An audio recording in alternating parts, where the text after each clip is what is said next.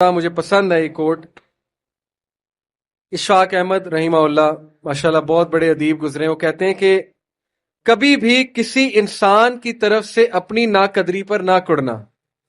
کبھی بھی کسی انسان کی طرف سے اپنی ناقدری پر نہ کڑنا، کیونکہ قدر و قیمت کا تعین ہمیشہ وقت کرتا ہے اور درجات اوپر متعین ہوتے ہیں.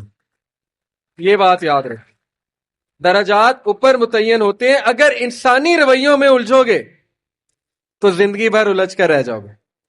بس عیب اور غیب کے جاننے والے کے ساتھ اپنے معاملات سلجھائے رکھو، ساری الجھنے اور مسائل دور ہو جائیں. کیا بات ہے جی. لوگوں کے رویوں میں مت الجھیں، اللہ پہ توکل رکھیں، اس کے ساتھ معاملات سلجھائیں، یقین کریں اس کے ساتھ معاملات سلجھائیں.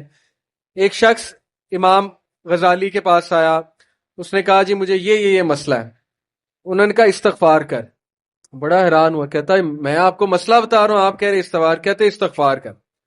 ایک اور مسئلہ لے کر آیا، کہتے استغفار کر. ایک اور شخص نے کوئی مسئلہ پریزنٹ کیا محفل میں، کہتے استغفار کر.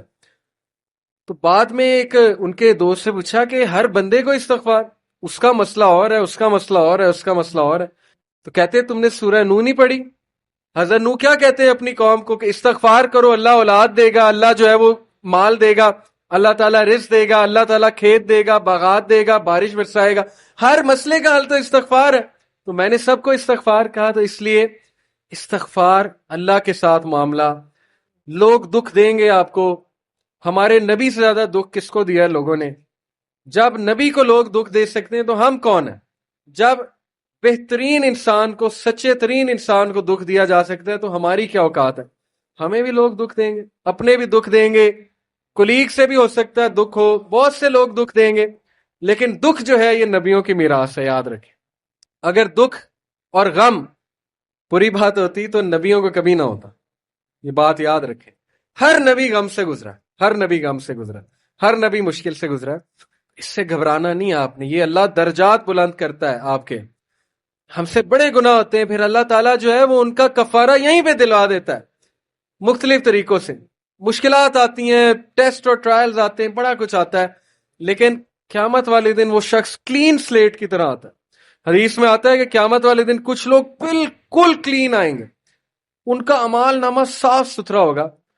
تو کہا جائے گا یہ وہ لوگ ہیں جن کو دنیا میں بڑی مشکلات فیس کرنا پڑی لیکن صبر کیا انہوں نے اللہ کے فضل سے. اور آج اس نتیجے میں قیامت والے دن کچھ نہیں ہے ان کے اعمال میں، یعنی برائی کچھ نہیں ہے، صرف ان کے اعمال میں اچھائی ہے. تو یہ مشکلات کا وبشر الصابرین، کہ بے شک اللہ سبحانہ و تعالیٰ صبر کرنے والوں کو بشارت دیتا ہے اور کہتا ہے کہ سلوٹ تمہیں لگے گا فرشتوں سے، اور اللہ تعالیٰ تمہیں سلام پیش کرتا ہے. اور قرآن میں صبر کا جو لفظ ہے یہ 100 بار تقریباً آیا. صبر کا لفظ جو ہے قرآن میں 100 بار آیا. اور جنتیوں کی سب سے بڑی خوبی صبر ہے کہ یہ صبر کرتے تھے. غم پہ صبر، برے رویوں پہ صبر. صبر کا مطلب ہے برداشت کر جاتے تھے، لڑائی نہیں کی، بلا وجہ پھڈے نہیں کیے، صبر کر گئے، پی گئے، غصے کو پی جانے والے. یہ بہت پسند ہے اللہ سبحانہ تعالیٰ کو، بہت پسند ہے.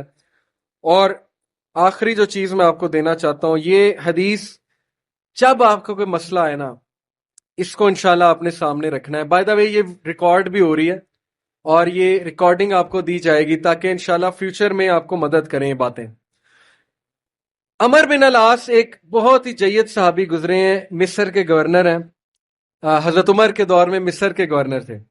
تو عمر بن العاص سے ایک صحابی کہتا ہے، جب وہ گورنر ہیں رسول اللہ صلی اللہ علیہ وسلم کی، ظاہر ہے اس دنیا سے پردہ فرمانے کے بعد عمر بن العاص جب گورنر بنے حضرت عمر کے دور میں، تو عمر بن العاص سے ایک صحابی نے کہا کہ میں نے نبی صلی اللہ علیہ وسلم سے سنا ہے کہ رومی قیامت کے نزدیک غلبہ پا جائیں گے، اور آج ایسے ہی ہے. رومی سے مراد یہ کرسچن ہے، تو آج آپ دیکھیں یورپینز کافی غلبہ پا گئے. تو عمر بن العاص مسکرائے، انہوں نے کہا کہ مجھے سمجھ ہے کیوں پا جائیں گے. تو بڑا حیران ہوئے، کہتے کیوں؟ کہتے میں نے ان پہ حکومت کی ہے، میں آپ کو ان کی 5 باتیں بتاتا ہوں، میں آپ کو ان کی 5 خصوصیات بتاتا ہوں جس کی وجہ سے غلبہ پا جائیں گے. یہ ان کا ویو ہے عمر بن العاص کا کہ دیٹس وائی یہ لوگ غلبہ پا جائیں گے قیامت والے دن. انہوں نے کہا کیا ان میں 5 خصوصیات ہیں؟ آپ نے حکومت کی ہے ان پہ. پہلی خصوصیت their ability to cope well with tribulation. کیا مطلب ہے؟ صحیح مسلم کی روایت ہے. کہ جب ان پہ کوئی مشکل آتی ہے نا ایک دم گھبراتے ہیں، لیکن محاسبہ کر لیتے ہیں مشکل آئی کیوں، کوستے نہیں رہتے قسمت کو، ہائے میں مر گیا، ہائے میں لٹ گیا، میری قسمت برباد ہوگی، نہیں، مشکل آئی گھبرائے، اس کے بعد بیٹھے سوچا آئی کیوں تھی، ہماری وجہ سے آئی تھی، کہیں میرا رویہ تو غلط نہیں ہے، کہیں میرے سے کوئی خطا تو نہیں ہوئی، کہیں سب سے پہلے کس کے بارے میں سوچنا ہے، اپنے بارے میں، کہ یار میری کیا غلطی تھی، میری، یہ سب سے پہلے انگلی ادھر ہونی چاہیے، اس کے بعد انگلی وہاں ہونی چاہیے، اچھا حالات میں تو نہیں کوئی مسئلہ، میری اسٹریٹجی تو کوئی غلط نہیں تھی، کہیں کسی کو میں نے غلط دوست تو نہیں بنا لیا، کہیں میں نے زندگی میں کوئی غلط رازدان تو نہیں بنا لیا، وغیرہ وغیرہ، سب سے پہلے انگلی اپنی طرف، اس کے بعد سوچنا ہے بائیں۔ تو سب سے پہلی کوالٹی کہ جب مشکل مصیبت آتی تو سوچتے ہیں کہ یار یہ آئی کیوں، their ability to recover quickly after a disaster، اور جب ٹھوکر پڑتی ہے تو ریکوری جلدی ہے، ریکور ہو جاتے ہیں، ریکوری جلدی ہے، یعنی میں آپ کو مثال دیتا ہوں، انٹرویو میں کوئی فیل ہو گیا، مثال ہے، نہیں ہوا اس کا ٹیسٹ پاس، اب کیوں نہیں ہوا، اگر تو رونے لگ جائے گا تو رونے سے تو ٹیسٹ پاس نہیں ہوگا، سوچے کیوں نہیں ہوا، میرے ویٹ میں کمی تھی، کیا مسئلہ کیا تھا، یا انسٹرکٹر سے کوئی کمی کوتاہی ہوئی، کیا ہوا ہے، یہ پہلی بات۔ دوسری بات ریکور کریں، پھر دیں، ریکوری مارے نا، صرف ہاتھ میں ہاتھ دھرے تو نہیں بیٹھے رہنا۔ تیسری بات their ability to attack again after retreat, جب میدان جنگ سے بھاگ جاتے ہیں کھڑے نہیں رہتے بے وقوفوں کی طرح، بھاگ جاتے ہیں، جب مارکے میں دیکھیں نقصان ہو رہا ہے بھاگ جاتے ہیں، یہ بھی عقل مندی ہے، یقین کریں، اس میں کوئی وہ نہیں ہے کہ بندہ ڈرپوک ہو گیا، جب نظر آ رہا ہے کہ ویپنز کی زیادہ ضرورت ہے یہ وہ، تو صلاح الدین ایوبی نے بھی یہی کیا تھا، پتہ ہے آپ کو، صلاح الدین ایوبی لڑنے چلے گئے تو کرسچن کنگ آیا، اس نے کہا جی کہ ابھی پلٹ جاؤ نہیں تو سب مارے جائیں گے، تو صلاح الدین ایوبی نے سوچا، ارد گرد جائزہ لیا، کہتے ٹھیک ہے، وہ مسلمان سولجر حیران کہ ہمارا بادشاہ کیسے پلٹ گیا ہے، اتنا تقویت والا بادشاہ، تو ایک شخص لڑنے آ گیا، کہتا کہ یہ کیا آپ نے پلٹا لیا سب کو، ہم یروشلم فتح کرنے گئے تھے، تو خدا ایسے لوگوں کو جو ہے وہ وکٹری نہیں دیتا، اس نے بڑی سخت بات کر دی۔ صلاح الدین ایوبی نے کہا کہ نہ وہاں پانی تھا، نہ وہاں پہ کوئی سازگار میدان تھا لڑنے کے لیے، میں نے جائزہ لے کے میں پلٹاؤں، ایسی بات نہیں ہے کہ ہم ڈرپوک ہیں یا ڈر کے پلٹے ہیں، جائزہ لیا ابھی میں نے، ابھی نہیں ہے حملہ کرنا سازگار نہیں ہے، تو مسلمان عقل مند بھی ہوتا ہے۔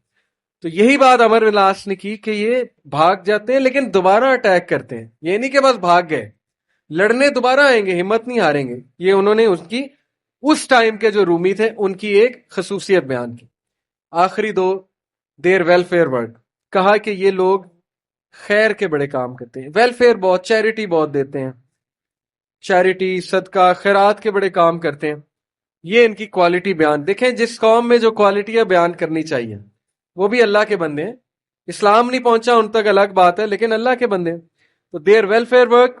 Last their ability to resist injustice, یہ بڑی خوبصورت بات ہے کہ نا انصافی زیادہ دیر برداشت نہیں کرتے ہیں، آج بھی میں آپ کو بتا رہا ہوں روڈوں پہ نکل آتے ہیں، ابھی امریکہ میں ایک پولیس آفیسر نے، شاید آپ نے فالو کیا ہو، ایک کالے کو مار دیا، وہ جو بلیک تھا نیگرو، تو سارے نکل آئے بلیک لائیوز میٹر، وہ نہیں رکتے، اور وقتہ ڈال دیا گورنمنٹ کو، وقتہ ڈال دیا پولیس ڈپارٹمنٹ کو، تو نکلتے ہیں۔ تو اس لیے یہ قوم اس لیے غالب ہو جائے گی ان 5 کوالٹیز کی وجہ سے۔ نمبر 1 کہ جب مصیبت آتی تو محاسبہ کر لیتے ہیں، یار آئی کیوں، بیٹھے نہیں رہتے۔